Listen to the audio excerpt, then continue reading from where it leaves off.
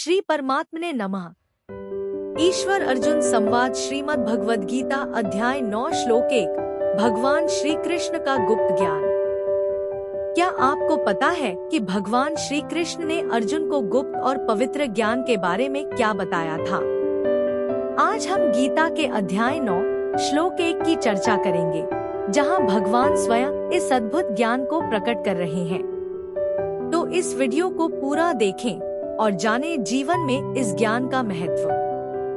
पिछले श्लोक में हमने जाना कि किस प्रकार ज्ञान और भक्ति से व्यक्ति परम सत्य तक पहुंच सकता है।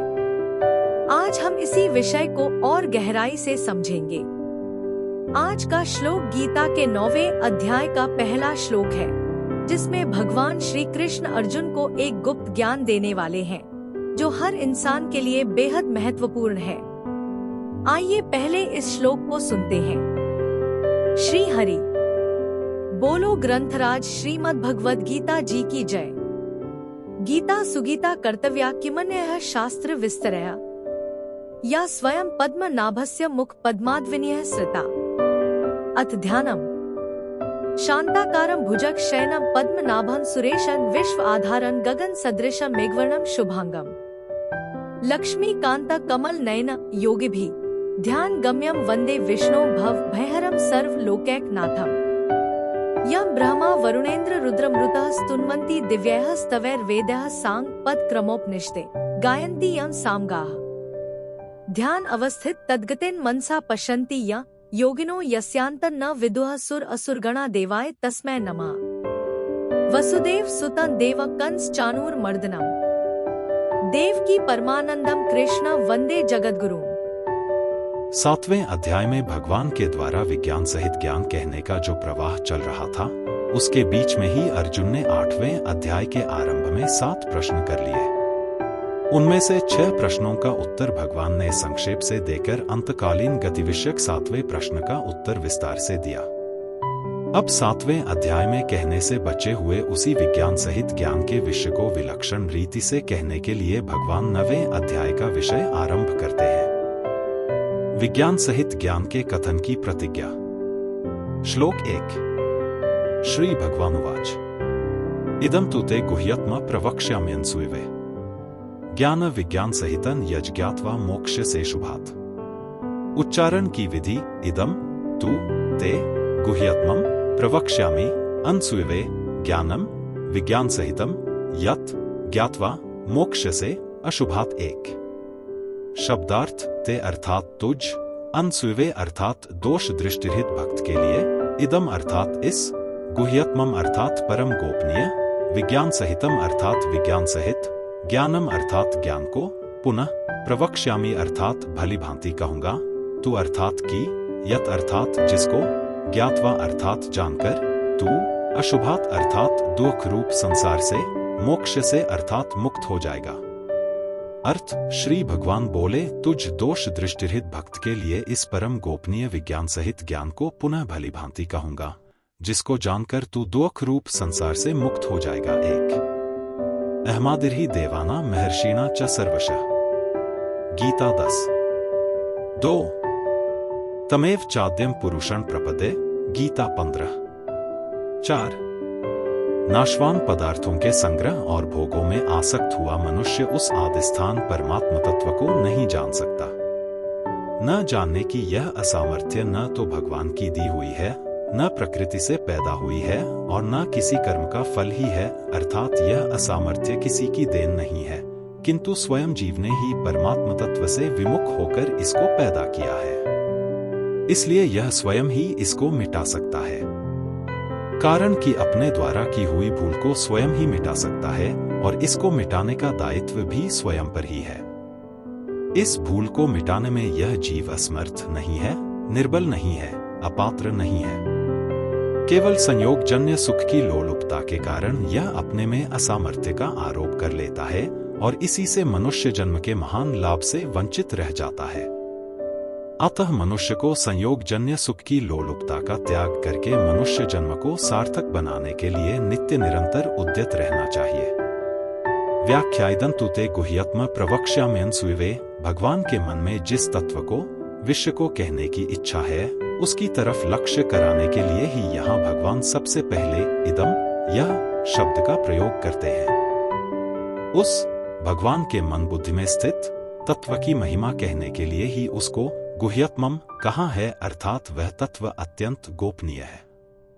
इसी को आगे के श्लोक में राजगुह्यम और 18वें अध्याय के 64वें श्लोक में सर्वगुह्यतमम कहा है। यहां पहले गुह्यतमम कहकर पीछे गीता 9:34 में मनमना भव कहा है और 18वें अध्याय में पहले सर्वगुह्यतमम कहकर पीछे गीता 18:65 में मनमना भव कहा है। तात्पर्य है कि यहाँ का और वहाँ का विषय एक ही है, दो नहीं। यह अत्यंत गोपनीय तत्व हर एक के सामने नहीं कहा जा सकता, क्योंकि इसमें भगवान ने खुद अपनी महिमा का वर्णन किया है। जिसके अंतःकरण में भगवान के प्रति थोड़ी भी दोष दृष्टि है, उसको ऐसी गोपनीय बात कही जाए तो वह भगवान आत्मश्लाघी हैं, अपनी प्रशंसा करने वाले हैं, ऐसा उल्टा अर्थ ले सकता है।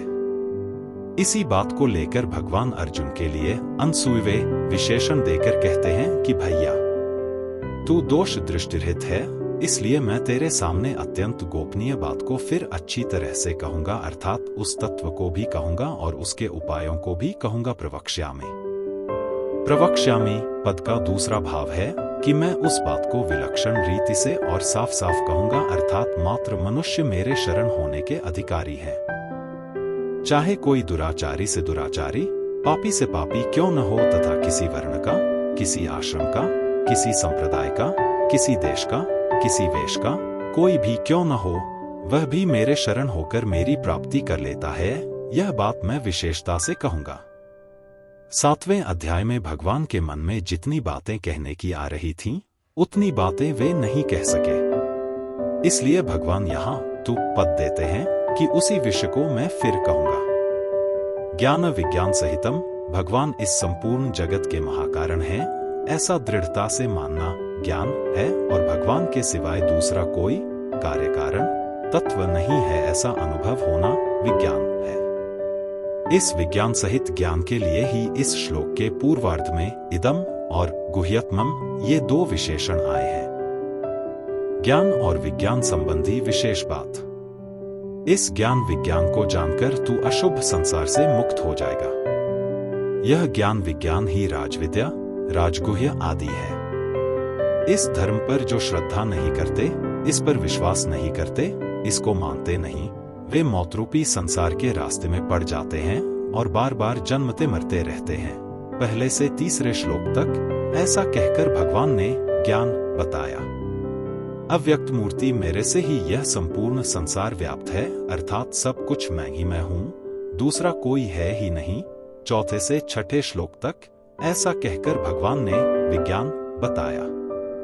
प्रकृति के परवश हुए संपूर्ण प्राणी महाप्रलय में मेरी प्रकृति को प्राप्त हो जाते हैं और महासर्ग के आदि में मैं फिर उनकी रचना करता हूं, परंतु वे कर्म मेरे को बांधते नहीं। उनमें मैं उदासीन की तरह अनासक्त रहता हूं। मेरी अध्यक्षता में प्रकृति संपूर्ण प्राणियों की रचना करती है। मेरे परम भाव को न जानते हुए मूढ़ लोग मेरी अवहेलना करते हैं। राक्षसी, आसुरी और मोहिनी प्रकृति का आश्रय लेने वालों की आशा, कर्म, ज्ञान सब व्यर्थ है। महात्मा लोग दैवी प्रकृति का आश्रय लेकर और मेरे को संपूर्ण प्राणियों का आदि मानकर मेरा भजन करते हैं, मेरे को नमस्कार करते हैं। कई ज्ञानयज्ञ के द्वारा एक ही भाव से मेरी उपासना करते हैं। आदि आदि 7वें से 15वें श्लोक तक ऐसा कहकर भगवान ने ज्ञान बताया। मैं ही क्रतु, यज्ञ, स्वधा, औषध आदि हूं और सतसत भी मैं ही हूं, अर्थात कार्य कारण रूप से जो कुछ है वह सब मैं ही हूं। 16वें से 19वें श्लोक तक ऐसा कहकर विज्ञान बताया। जो यज्ञ करके स्वर्ग में जाते हैं वे वहां पर सुख भोगते हैं और पुण्य समाप्त होने पर फिर लौटकर मृत्यु लोक में आते हैं। अनन्य भाव से मेरा चिंतन करने वाले का योगक्षेम मैं स्वयं वहन करता हूं। श्रद्धा पूर्वक अन्य देवताओं का पूजन करने वाले वास्तव में मेरा ही पूजन करते हैं, पर करते हैं अविधि पूर्वक। जो मुझे संपूर्ण यज्ञों का भोक्ता और स्वामी नहीं मानते, उनका पतन हो जाता है। जो श्रद्धा प्रेम पूर्वक पत्र, पुष्प आदि को तथा संपूर्ण क्रियाओं को मेरे अर्पण करते हैं, वे शुभ शुभ कर्मों से मुक्त हो जाते हैं।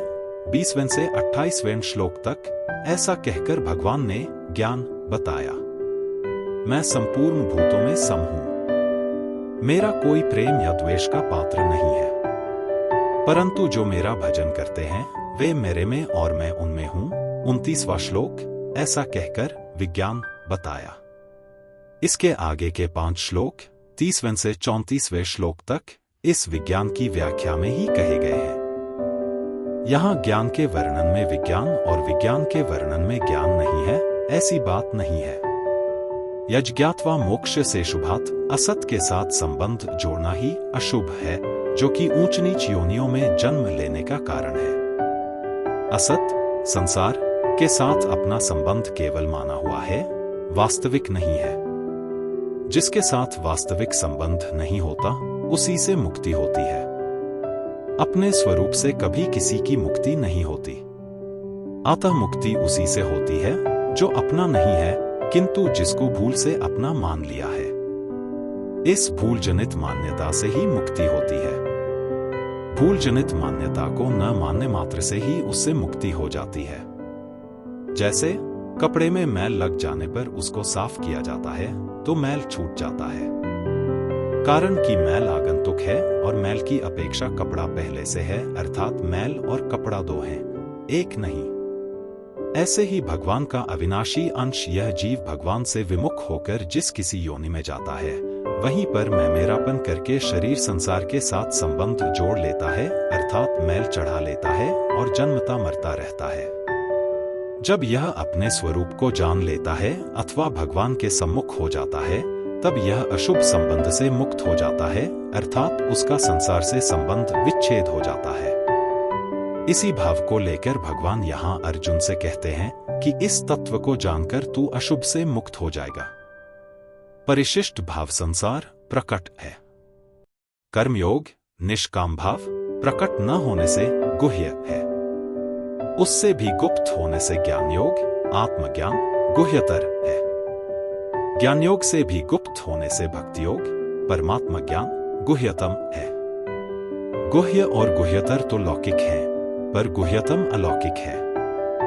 ब्रह्मलोक तक के सभी लोक पुनरावर्ती होने से अशुभ हैं। गीता 8वें अध्याय का 16वां श्लोक। गुह्यतम विषय को जान लेने से मनुष्य अशुभ से सर्वथा मुक्त हो जाता है। अशुभ से मुक्ति तो कर्मयोग और ज्ञान योग से भी हो जाती है, पर यहाँ अशुभ से मुक्ति होने का तात्पर्य है एक परमात्मा के सिवाय अन्य की किंचन मात्र भी सत्ता न रहे, अहम की वह सूक्ष्म गंध भी न रहे, जिससे दार्शनिक मतभेद पैदा होते हैं।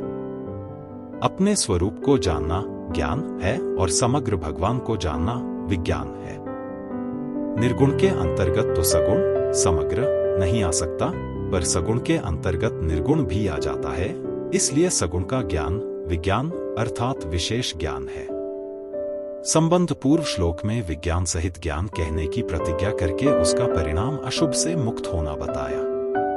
अब आगे के श्लोक में उसी विज्ञान सहित ज्ञान की महिमा का वर्णन करते हैं। कल हम गीता अध्याय 9 के दूसरे श्लोक को समझेंगे, जिसमें बताया जाएगा कि यह ज्ञान कितना प्रभावशाली और श्रेष्ठ है। इसे मिस न करें। अगर आपको यह ज्ञान महत्वपूर्ण लगा तो वीडियो को लाइक, कमेंट और शेयर करें। और हाँ, अगर आप हर दिन लाइव क्विज खेलना चाहते हैं तो शाम 6 बजे हमारे साथ जुड़े और अपने ज्ञान को परखें। कहते हैं कि अगर आप किसी समस्या से गुजर रहे हैं तो श्रीमद् भगवद गीता का चमत्कारिक प्रभाव यही है कि आप प्रभु जी का नाम लेकर कोई भी पृष्ठ खोलें और उसके दाहिने पृष्ठ पर जो पहली पंक्ति होगी वही आपकी समस्या का समाधान होगी। क्या आपने कभी इसे आजमाया है? अगर हाँ, तो हमें बताएं कि आज आपने कौन सा श्लोक पढ़ा और उससे क्या सीखा। कमेंट करें और अपने अनुभव हमारे साथ साझा करें।